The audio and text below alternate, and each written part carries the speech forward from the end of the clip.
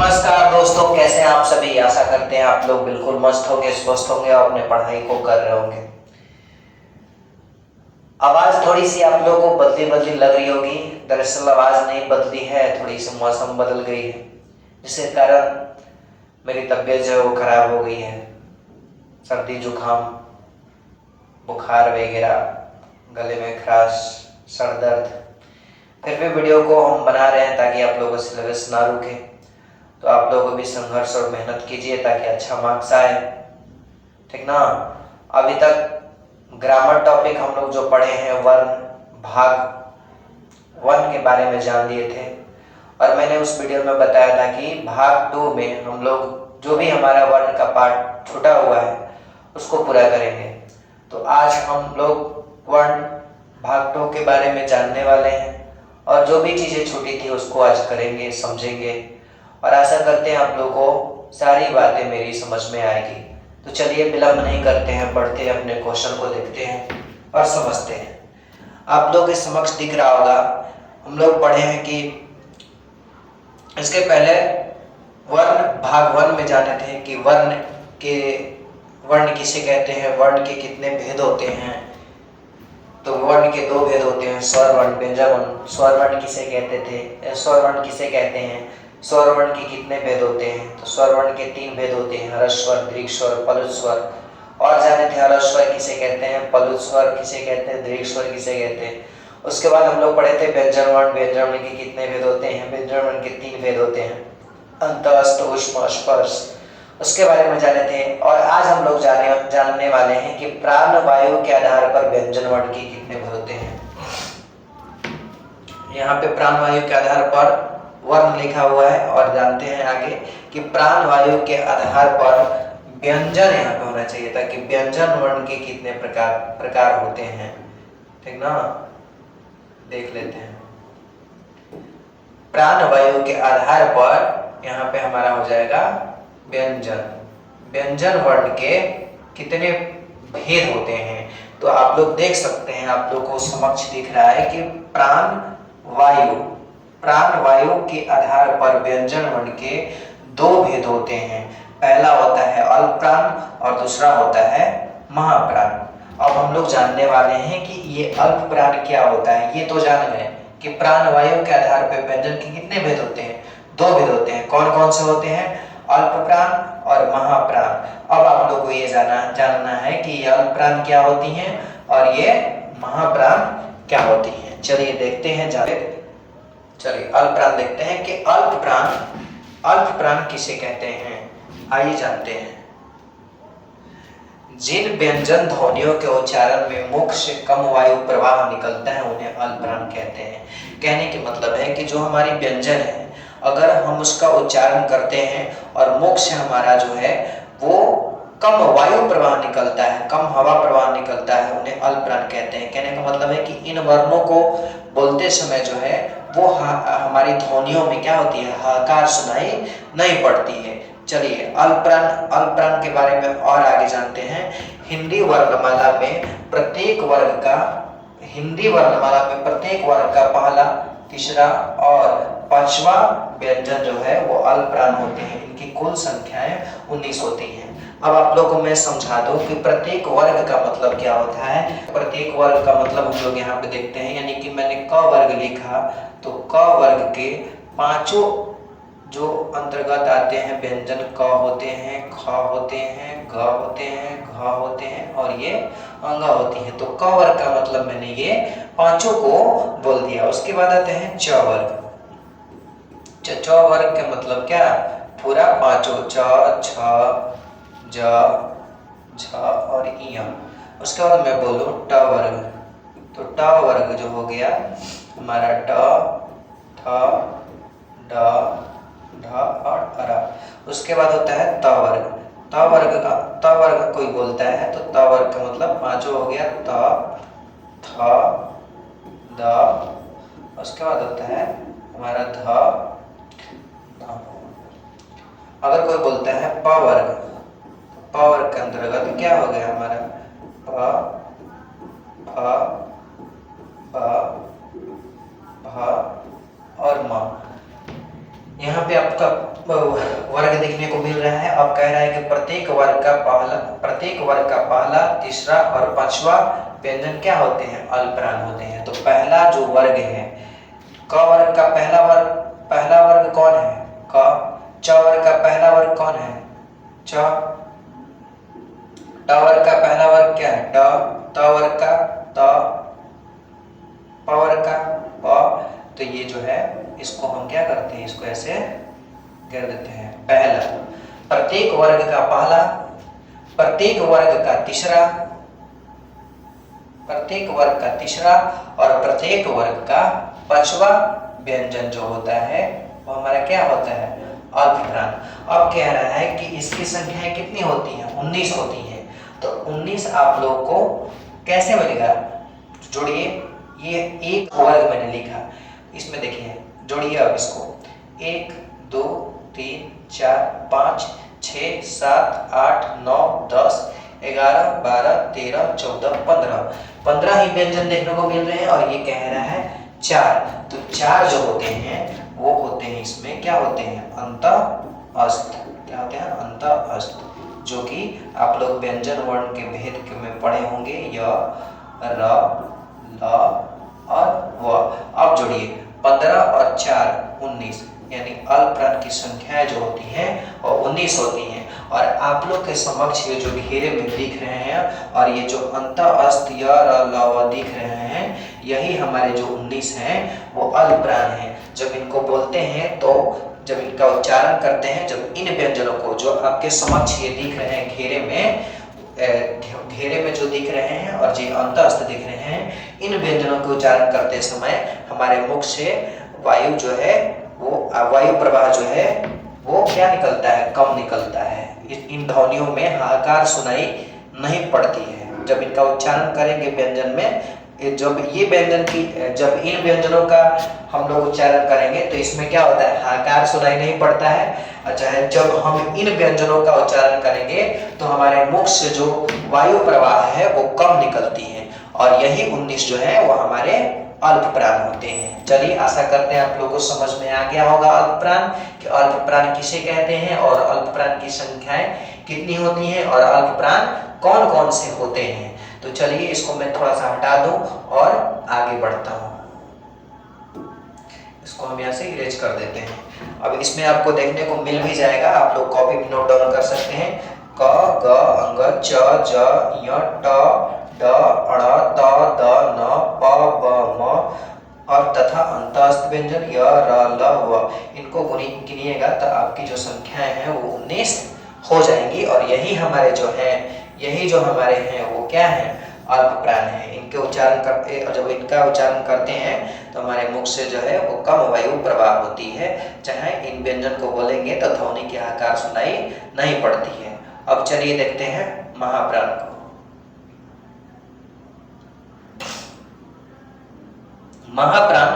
महाप्राण किसे कहते हैं? अल्पप्राण के बारे में हमने जाना, अल्पप्राण को समझा। अब महाप्राण को देखते हैं किसे कहते हैं।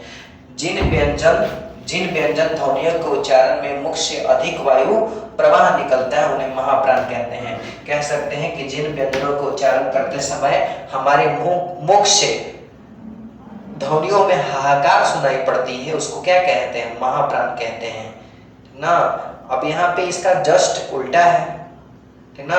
हिंदी वर्णमाला में प्रत्येक वर्ग का दूसरा और चौथा व्यंजन क्या होता है? महाप्राण होता है। इनकी कुल संख्या 14 होती है।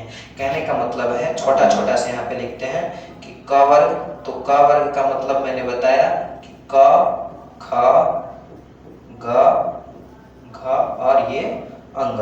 इसके बाद बोलते हैं च वर्ग का मतलब च, छ, ज, छ और य।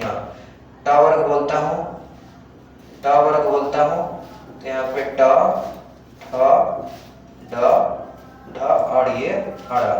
उसका बाद बोलता हूँ त वर्ग तो क्या हो जाएगा? त, थ, द, यहाँ पे ध और ये न। उसका बाद बोलता हूँ प वर्ग तो प, फ, ब, भ और म। अब ये कह रहा है कि प्रत्येक वर्ग का दूसरा और चौथा व्यंजन अल्पप्राण होते हैं। तो दूसरा हमारे देखिए जो भी इस जिनको ये घेरा में ले लिए, इनको घेरा में ले लिए ना, और ये दूसरा और ये चौथा,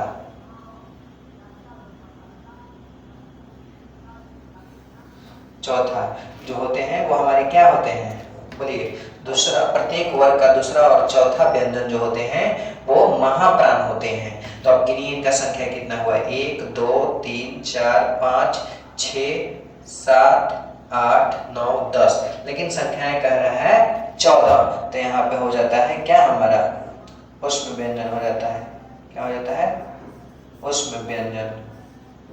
उष्म व्यंजन जो कि होता है क्या, तलाबी श, मूर्धनी श, दंती श और ह, ये चार उष्म व्यंजन हो जाते हैं। तो 10 4 14, यानी महाप्राण की संख्याएं जो होती हैं वो कितनी होती हैं, 14 होती हैं। आशा करते हैं आप लोगों को महाप्राण भी समझ में आ गया होगा।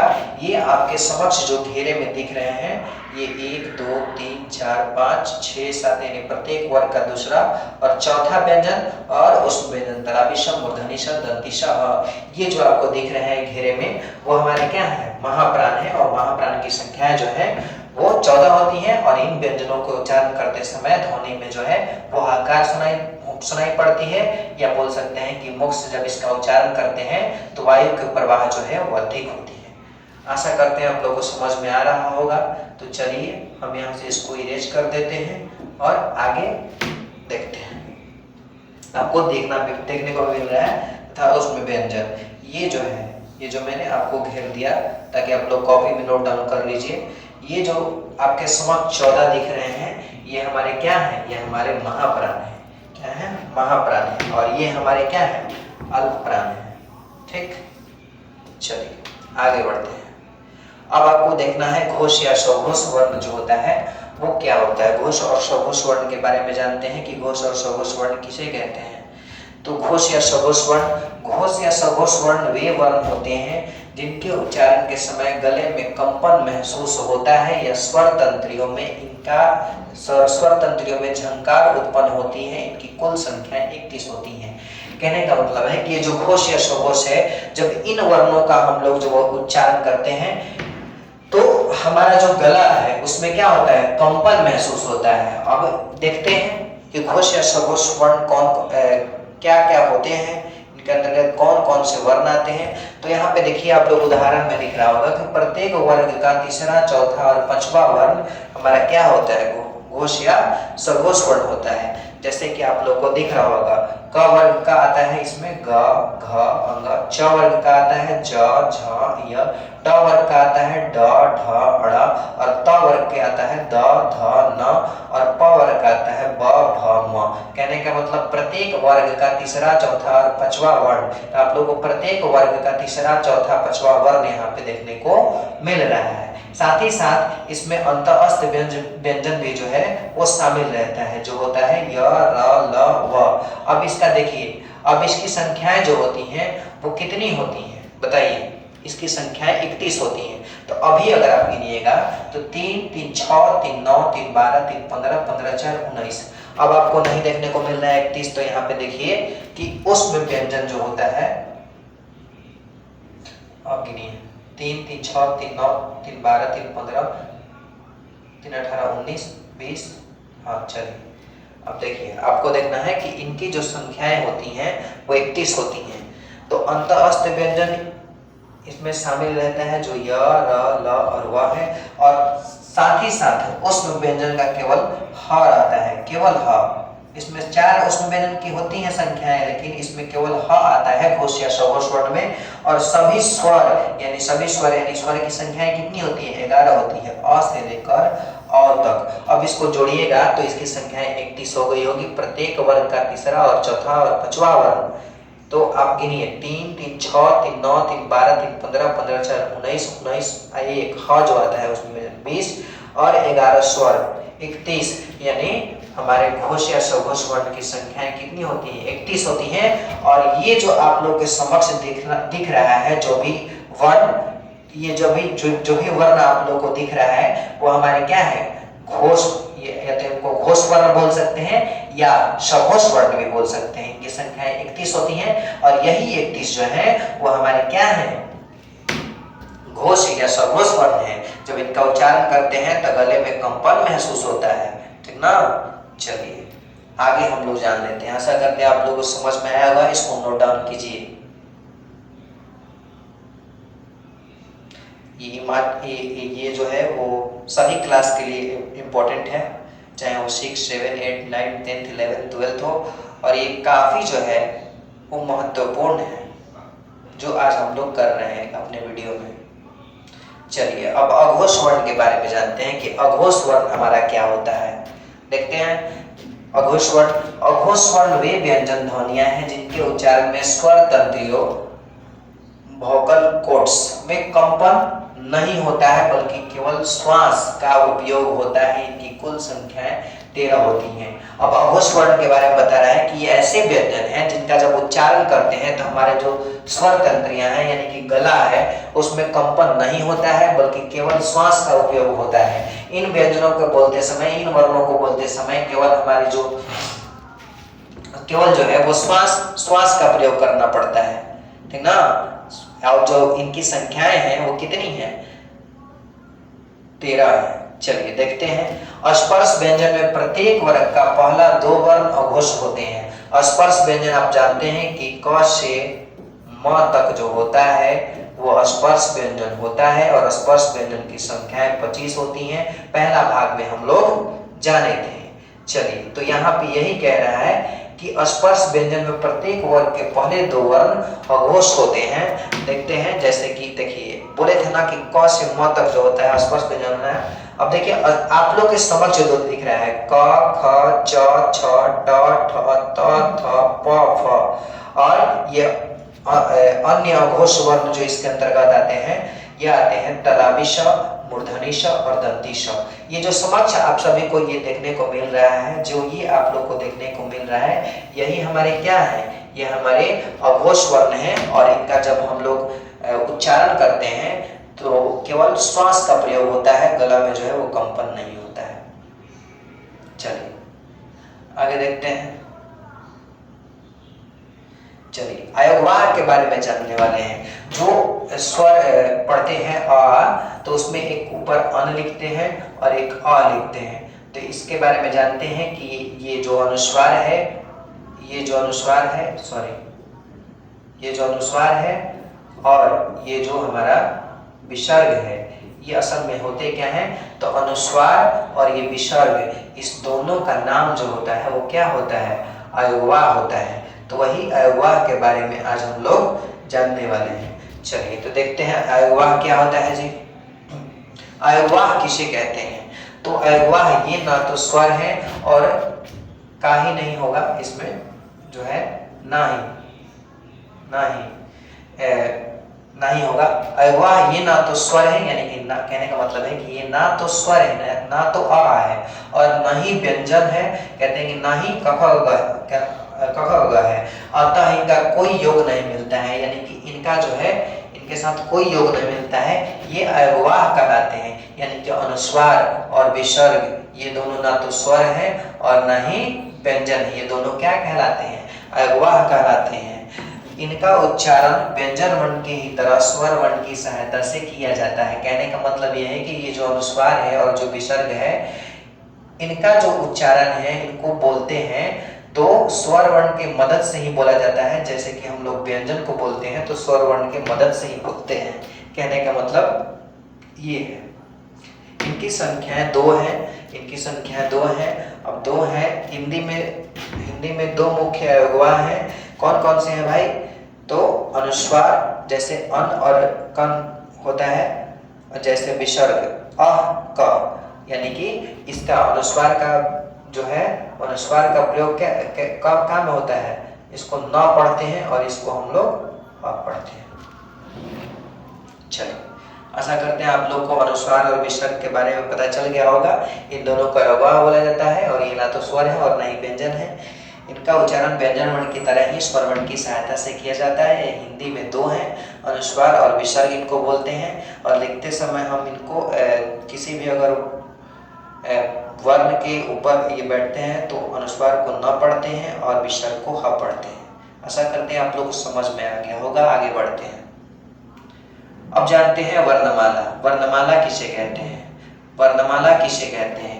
वर्णों के सार्थक समूह को वर्णमाला कहते हैं। एक क्रमबद्ध में अगर वर्णों को सजा कर लिख दें उसी को क्या कहते हैं? वर्णमाला कहते हैं। और हिंदी वर्णमाला में 52 अक्षर होते हैं। यानी कि जो इंग्लिश पढ़ते हैं तो वो जो है वो कॉन्सोनेंट और वॉवेल से मिलकर बने हुए 26 अल्फाबेट से ही इंग्लिश की क्या की गई है? संरचना की गई है।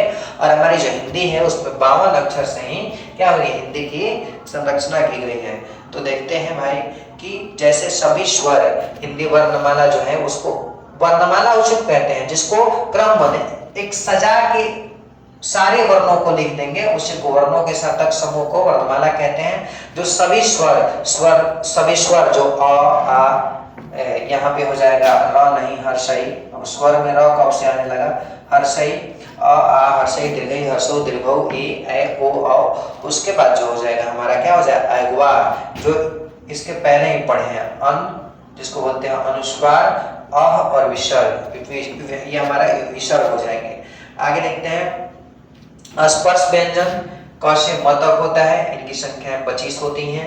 चलिए अंतःस्थ व्यंजन य र ल व, उसके बाद हो जाता है उसमें व्यंजन तलाबी श, मूर्धनी श, दंती श, ह। उसके बाद हो जाएगा संयुक्त व्यंजन जो छ, त्र, ज्ञ और स्र होता है। उसके बाद होता है द्विगुण व्यंजन ढ, ढ और ढ, ये जो है ये दोनों अरबी भाषा से लिए गए हैं। अब अगर आप अब इसके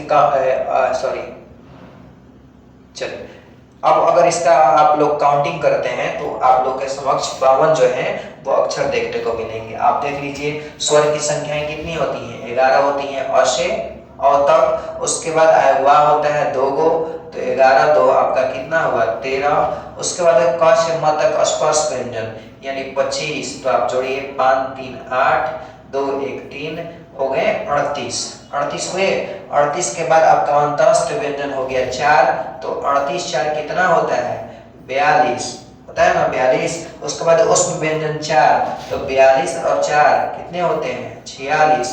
और 46 के बाद संयुक्त व्यंजन 4, तो 46 और 4 कितने होते हैं? 50। और 50 के बाद 2 गो है द्विगुण, अरबी भाषा से जो कि लिया गया है, ठीक ना। तो 50 और 2 कितना हो गया? 52। यानी टोटल जो है 52 आप लोग को वर्ण जो है अक्षर जो है वो आपको देखने को यहाँ पे मिल रहा होगा। यही जो है वो 52 अक्षर है। चलिए आगे बढ़ते हैं, आगे जानते हैं, आगे देखते हैं उच्चारण स्थान, जो कि बहुत ही महत्वपूर्ण चीजें होती हैं। चलिए उच्चारण स्थान देखते हैं। उच्चारण स्थान वह स्थान होता है मुख के अंदर या बाहर जहां से किसी वर्ण अक्षर का उच्चारण होता है। यानी कि कह सकते हैं कि मुख के जिन भागों से वर्णों का उच्चारण किया जाता है उच्चारण स्थान उसी को कहते हैं। हमारे मुख का जो भी भाग है जहां से वर्णों का उच्चारण होता है उसी को क्या कहते हैं? उच्चारण स्थान कहते हैं। जैसे दूसरे शब्दों में मुख के जिस भाग से ध्वनि वायु को रोक कर या बाधित करके किसी वर्ण का उच्चारण किया जाता है उसे उस वर्ण को उच्चारण स्थान कहते हैं। मैंने आपको बताया है कि मुख के जिन भागों से, यानी हमारे मुख में जितने भाग हैं जहां से हमारी वर्ण जो होती है जब उनको बोलते हैं उच्चारण करते हैं तो उसी को क्या कहते हैं? उच्चारण स्थान कहते हैं, ठीक ना। चलिए जैसे में कंठ यानी कि गला से उच्चारित होने वाले वर्ण है। जो गला है हमारा, जो कंठ है, उसके कंठ से उच्चारण होने वाले हमारे वर्ण हैं। कौन वर्ण है देखते हैं। जैसे कि गला से जो उच्चारण करते हैं, कंठ से जो उच्चारण करते हैं, क का उच्चारण स्थान क्या होगा? कंठ होगा। ख का उच्चारण स्थान कंठ, ग का उच्चारण स्थान कंठ, घ का उच्चारण स्थान कंठ, अंग का उच्चारण स्थान कंठ, अ का उच्चारण स्थान कंठ, आ का उच्चारण स्थान कंठ, ह का उच्चारण स्थान कंठ और विसर्ग यानी कि जिसको ह पढ़ते हैं, विसर्ग का उच्चारण स्थान कंठ, यानी कि आपके समक्ष जो क ख ग घ अंग अ आ ह और विसर्ग देखने को मिल रहे हैं, इन वर्णों का उच्चारण स्थान क्या होता है? कंठ, यानी कि गला से उच्चारण किया जाता है। चलिए आगे बढ़ते हैं। तालु, तालु यानी कि जीभ का जो पिछला हिस्सा तालु से छोकर उच्चारित होने वाले वर्ण है। जो तालु होता है हमारा क्या होता है जी? तालु का मतलब जीभ का पिछला पिछला पिछला हिस्सा, जीभ का जो पिछला है, इसको क्या बोलते हैं? तालु बोलते हैं। वो तालु के अंतर्गत यानी कि जीभ के अंतर्गत जो है, जो जिसका उच्चारण स्थान होता है वो क्या होता है? च छ ज छ य हर्षई दीर्घई य और तलाबी श। ये जो है, ये जो आपको आपके समक्ष जो ये वर्ण देखने को मिल रहे हैं,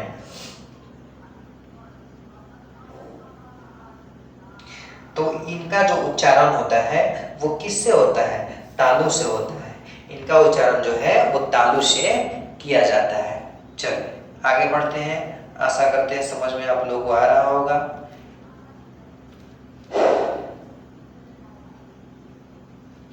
मूर्धा, जीभ का अगला भाग तालु के कठोर हिस्से छूकर उच्चारित होने वाले वर्ण है। अब मूर्धा से उच्चारण कौन कहता है? आप लोग के जो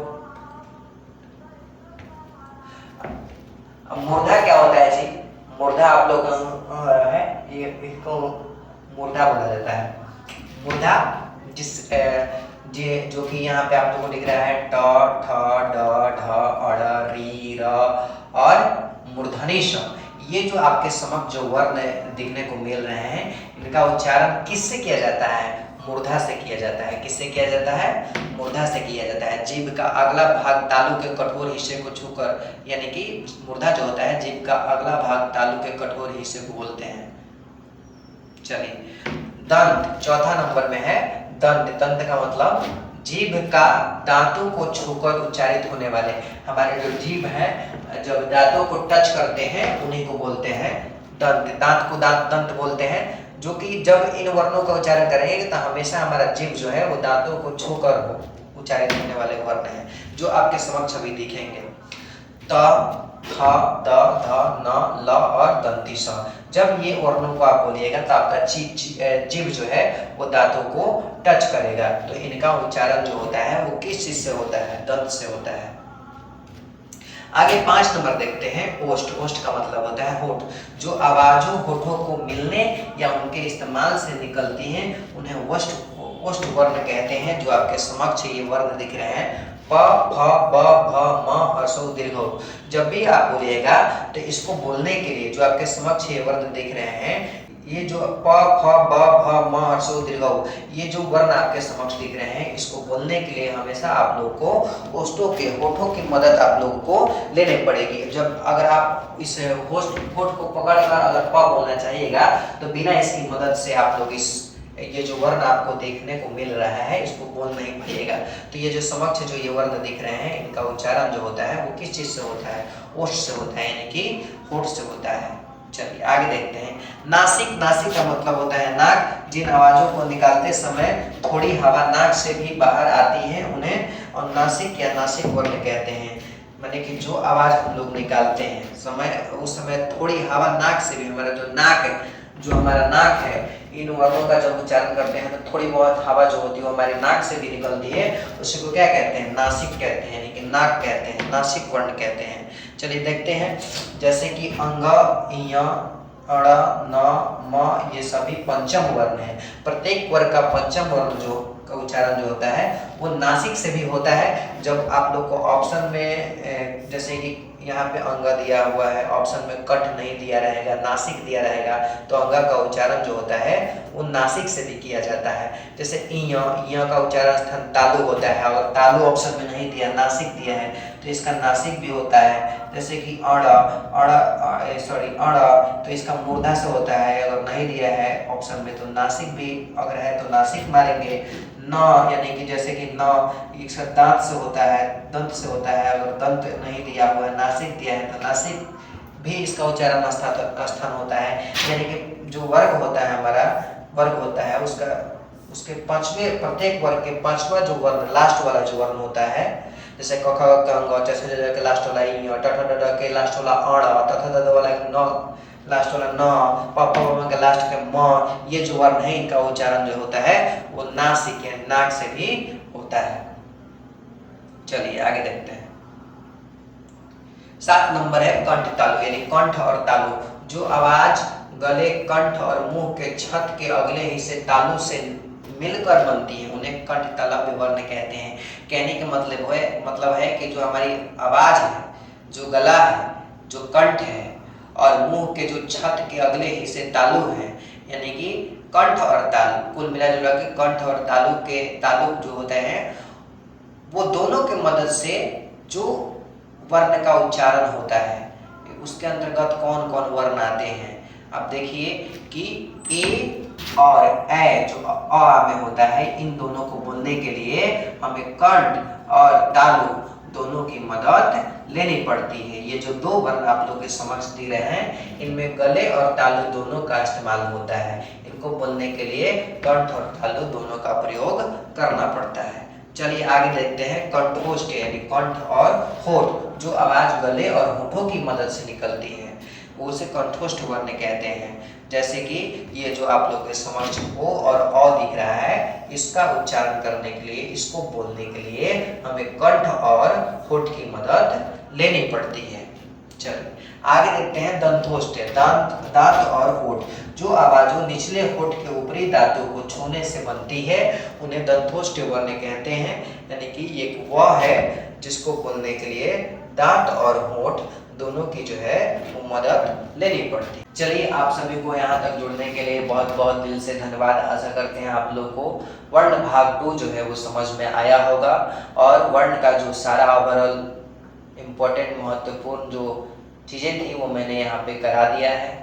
आवाज़ थोड़ी सी बदली लग रही होगी, थोड़ी सी तबीयत खराब है और तबीयत खराब होने के बाद भी आप लोग के सामने, आप लोग के समक्ष वीडियो को डाला जा रहा है ताकि आप लोग का अच्छा मार्क्स आ सके। तब तक के लिए आप सभी को शुभ रात्रि। मिलते हैं अगली वीडियो में। बाय।